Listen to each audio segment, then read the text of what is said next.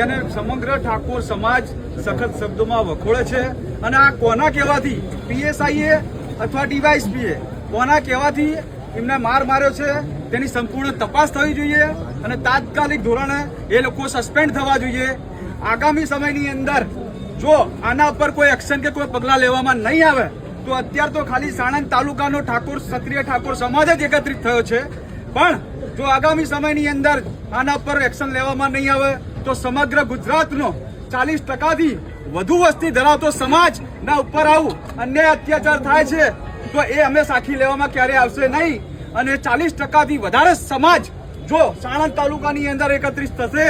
તો તેની કાયદાની સ્થિતિ કથળશે અને ઠાકોર સમાજ જો રોડ પર આવશે તો તેમાં જે પરિસ્થિતિનું નિર્માણ થશે તેની સંપૂર્ણ જવાબદારી પોલીસ પ્રશાસન અને તંત્રની રહેશે। આપ લોક જેટલા પણ મોટી સંખ્યાની અંદર ટૂંકી મુદતની અંદર ક્ષત્રિય ઠાકોર સમાજના સાણંદ તાલુકાના તમામ મંડળો તમામ સંગઠનો આ ટૂંકી મુદતની અંદર ઠાકોર સમાજની ન્યાય માટે તમે બધા એકત્રિત થયા, આટલી મોટી સંખ્યાની અંદર તમે લોકોએ હાજરી આપી એ તમામનો હું ખૂબ ખૂબ આભાર વ્યક્ત કરું છું અને આની તટસ્થપણે માંગણી કાયદાકીય આની માંગણી થાય અને અમારી જે પણ એફઆઈઆર નોંધવામાં નથી આવી અને પાછળથી જે કલમો ઉમેરવામાં આવી છે ખોટી રીતે એટલે કોના કહેવાથી આ થઈ રહ્યું છે અને જીઆઈડીસીના જે પીઆઈ છે એ કોના કહેવાથી કરી રહ્યા છે એની સંપૂર્ણ તપાસ થવી શેખ સાહેબ જે છે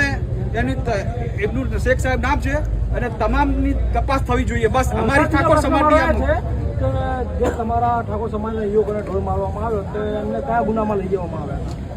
હવે એકચ્યુઅલી કઈ રસ્તા સામાન્ય ઝઘડો હતો, બોલાચાલી હતી, સામાન્ય ઝઘડો હતો, એનું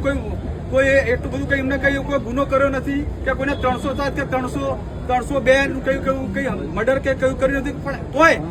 જો 307 ને 302 ના આરોપીને મારે એ રીતે ઢોર મારવામાં આવ્યો છે તો કેમ મારવામાં આવ્યો છે એની તપાસ અમારા સમગ્ર ઠાકોર સમાજ એનું ન્યાય માંગે છે અને એની તપાસ થવી જોઈએ। ના પોલીસની એવી કોઈ સત્તા જ નહીં કે માર મારી શકે।